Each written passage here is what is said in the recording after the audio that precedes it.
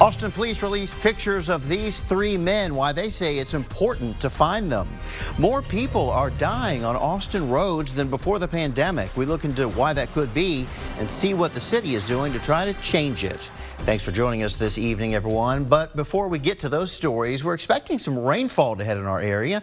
Meteorologist Sean Kelly joins us now to talk a little bit about that. What are we expecting, Sean? Well, not only just rain, but we're actually looking at some severe weather that's ongoing right now in the hill country. Large hail as much as 3 inches in diameter and up to 70-mile-per-hour winds. So let's get to the maps that show you the multiple warnings that we're tracking for our area, now beginning in the hill country, lasting through another hour and a half for portions of northwestern Mason County and into Llano. This is some dangerous, severe, large hail that the radar is indicating heading down towards the southeast. Pretty slow moving storm, so could produce some localized flooding. Streeter area under that severe thunderstorm warning for Mason County, and then for Llano County dealing with that severe thunderstorm warning. Castell, look at all that lightning, heavy rain, the potential for up to 70-mile-per-hour winds, and some very serious large hail as it pushes down towards the southeast. So stay indoors, away from the windows if you are in those orange polygons. Avoid electrical appliances and wait 30 minutes after the last rumble of thunder. There's that cell out in the distance in Llano, 84 degrees, with again these storms continuing to develop. We'll talk about the impacts that we could see here in Austin and what we'll see here through the remainder of the evening coming up in First Warning Weather. Thanks, Sean. We'll see you in a bit. Well, the Austin Police Department released photos of 3 men they're looking for in connection with a shooting. It happened in March on the North I-35 frontage road near central Austin. When officers arrived, they found a man who had been shot in the leg. Here's a look at the men they're looking for. Detectives say the victim and another man were walking when one of the 3 suspects shot at them. The suspects were traveling in a Chevy Silverado 2500 that was last seen heading north on the frontage road. If you have any information on these suspects, please be sure to contact APD. An off-duty deputy in Bexar County shot and killed a man this morning. According to the sheriff's office, the man showed up at a relative's home and became violent with family members. He was believed to be armed with a knife. The off-duty officer went to confront him, and authorities say the man slashed him twice in the face. The officer then shot the man, who was pronounced dead at the scene there. Well, one person was airlifted to a hospital after suffering a traumatic injury on a bike trail yesterday afternoon. Starflight medics and APD found the person in northwest Austin at the Brushy Creek Greenbelt Trail. That person has critical, life-threatening injuries. The man who oversaw reforms to the power grid after failures during the deadly winter storm of 2021 is stepping down. The Public Utility Commission Chairman Peter Lake gave Governor Greg Abbott his resignation letter yesterday. He did not state a reason for leaving. Abbott appointed Lake in April of 2021 following the winter storm blackouts that February, where temperatures dropped below freezing for 9 days, killing hundreds of people and resulted in millions of people being without power for days. Governor Abbott says he will name a new PUC chairman in a matter of days. For 8 years, Austin's Vision Zero program has aimed to make roadways safer across the city, but despite substantial safety improvements indicated on the latest 2-year update, there's still a lot of room for improvement, specifically in the area of cracking down on dangerous driving. The program has tracked more serious and fatal crashes since the start of the pandemic. Before the pandemic, in 2018, there were 48 reported deaths on state-owned roadways. The next year, there were 53 recorded deaths. That number increased significantly in 2021 with 71 fatalities. And last year, it jumped up even more with 83 reported deaths. We spoke to an expert with Vision Zero who talked about what might be behind the heightened numbers that we're seeing.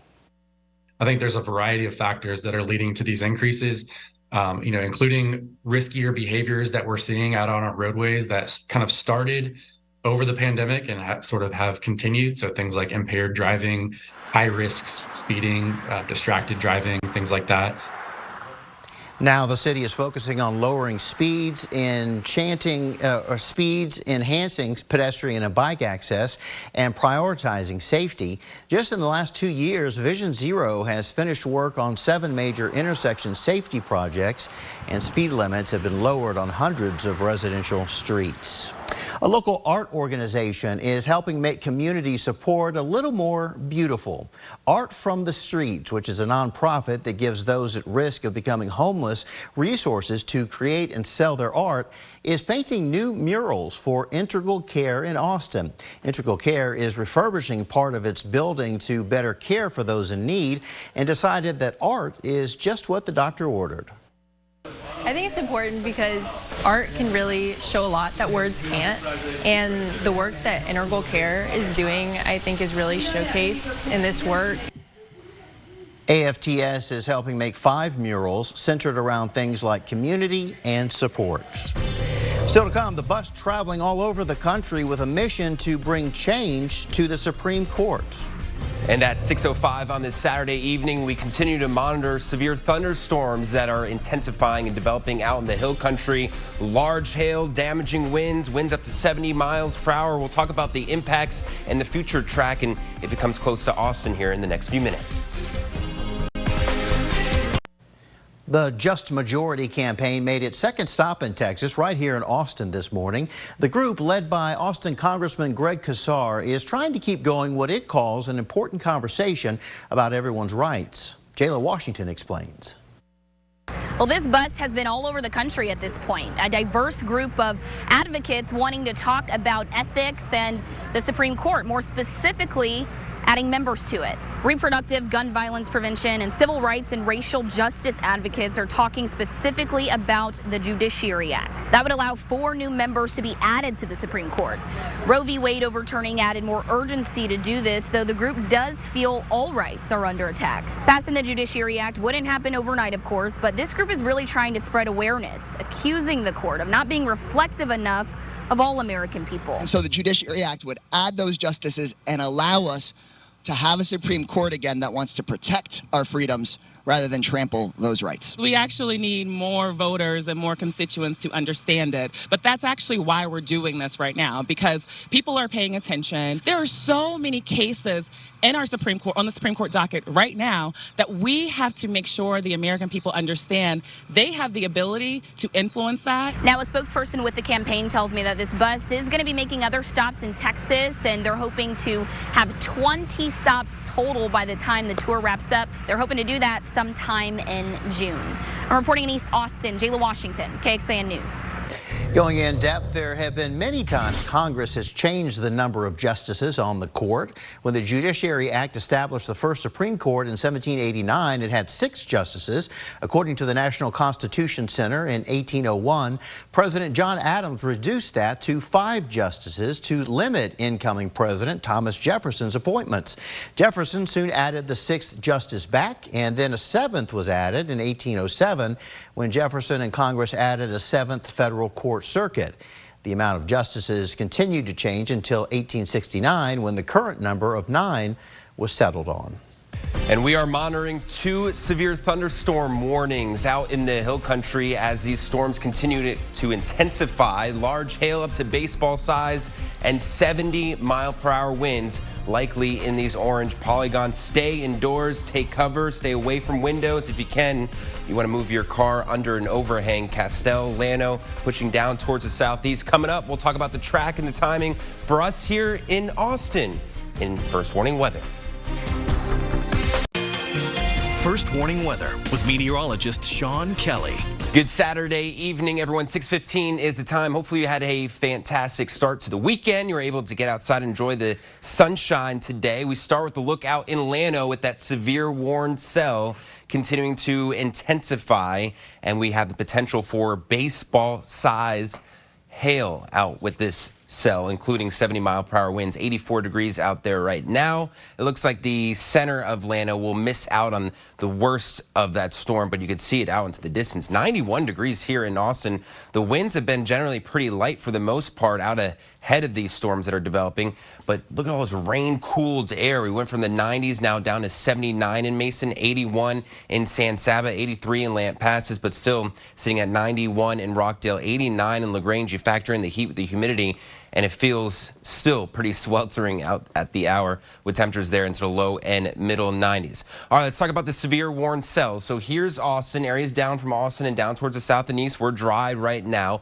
We'll see how much of this remains intact as it pushes down towards the south and east, but we've got a few warn cells to talk about. The one in Mason County, still pretty small in size, impacting Streeter here within the next hour, but the center of Mason not in that polygon warn cell. We'll continue to keep an eye on that, but we have that large cell that continues to intensify here. Look at all this lightning, the potential for baseball-sized hail, and 70-mile-per-hour winds in the Castell area, down pushing towards 16 and along 71. This will be west of Kingsland.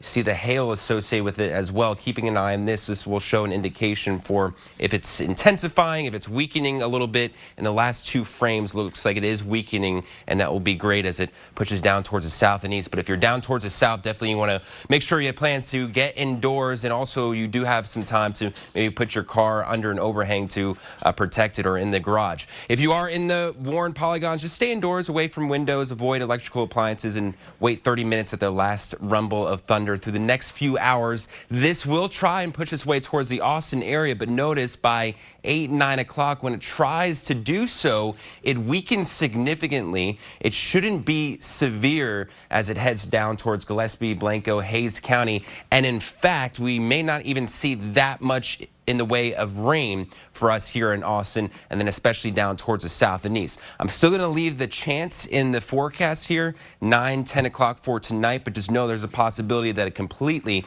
fizzles out. This model again shows we'll wake up to dry conditions tomorrow, but we'll get periods of potentially heavy rain at times with some thunderstorms. One round in the later part of the morning and then another round in the early evening. So we'll have to watch out for that. And that will set the stage for a little bit of a rainy weather pattern that will continue on from Monday and into Tuesday, with some gradual drying out by the mid to end of the week.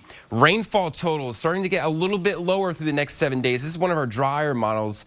Some of the heavier models showing upwards of 1 inch to 1.5 inches of rain on average. Pollen count not too bad, and everything from mold to grass in the low and medium category there, including mulberry and oak in the low end. So tonight, about a 30% chance of coverage of those storms. We're seeing that right now. They should continue to weaken as it pushes down to the south and east. 60% chance of rain tomorrow.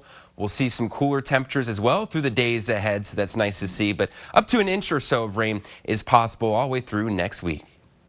This is KXAN Sports, brought to you by Thomas J. Henry. Texas needs one more win to get to the championship round of the Coral Gables Regional. Today they face the host team, 9th-ranked Miami, who dismantled Maine in their regional opener.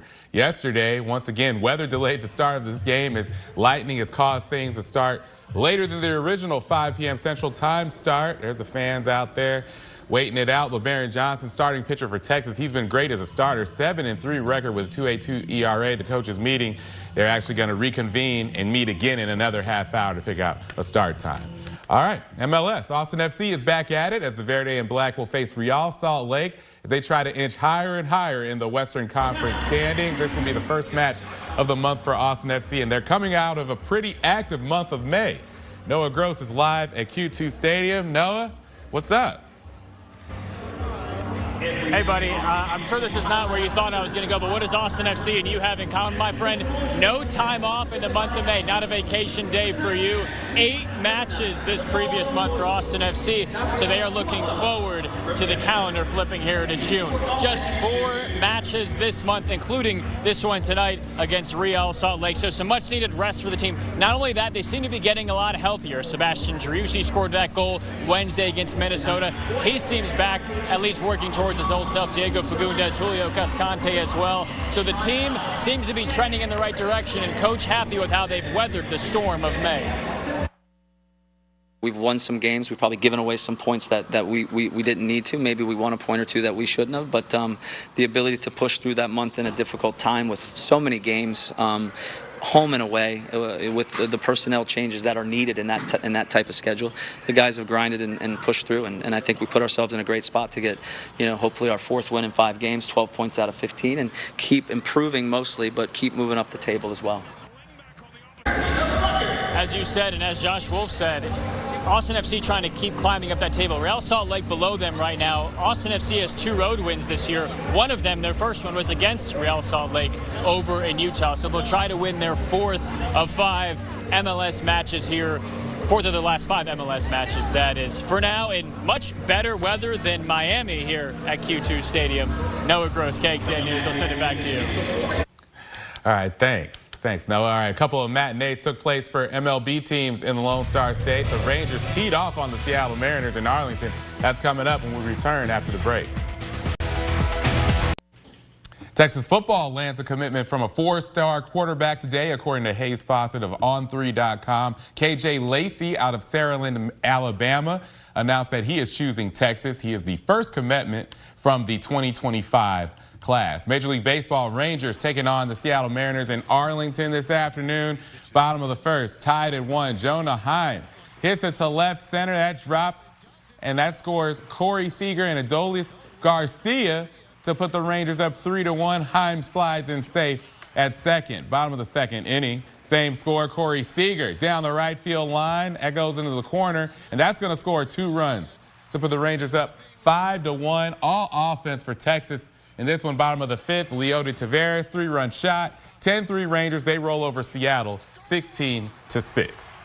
All right, Jonathan, thank you. Sean is tracking a possibility of some storms. Yeah, that's right. We're tracking a little bit of severe weather out into portions of the hill country, so we're dealing with that right now as we track 2 severe warned cells with the potential for up to 3 inches in diameter. That's baseball-size hail, so make sure you stay indoors and away from windows. This is, again, moving down towards the south-southeast, about 20 to 30 miles per hour, a lot of lightning and the potential for 70-mile-per-hour wind gusts. I don't expect this kind of weather here in Austin through the next few hours, but we could see a little bit of rain as we make our way towards 8, 9, 10 o'clock tonight. Could see a little bit of lightning as well, so we'll have to track that out. All right. All right. Thanks, Sean. Boy, you're talking baseball-sized hail. Yeah, that's enough to do some significant damage, so if you can, you want to put your car under some kind of overhang to protect it for sure. Good advice. Thanks for watching, everybody. Have a great evening. Hope to see you back here at 10 o'clock.